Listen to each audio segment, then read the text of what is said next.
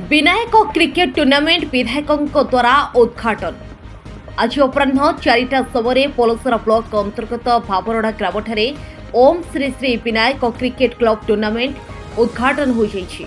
मुख्य अतिथि भाव विधायक पलसरा श्रीकांत साहू योगदान पूर्वक उद्घाटन करने सहित खेलाड़ी मानक उत्साहित करथिले। सम्मानित अतिथि स्थानीय सरपंच प्रदीप्न विषयी, खगेश्वर प्रधान, चिन्नू बराड़, मकरध्वज बराड़, दिलीप प्रधान, हरिहर जेना, समीर प्रधान, हरि साहू, सुरेन्द्र साहू जोग देइथिले। आजिर प्रथम मैच गछापाड़ी और रखपुर मध्य अनुष्ठित होइतिला।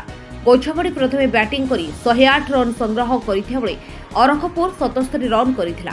ए मैच गछापाड़ी 27 रन रे विजय हासिल करिछि।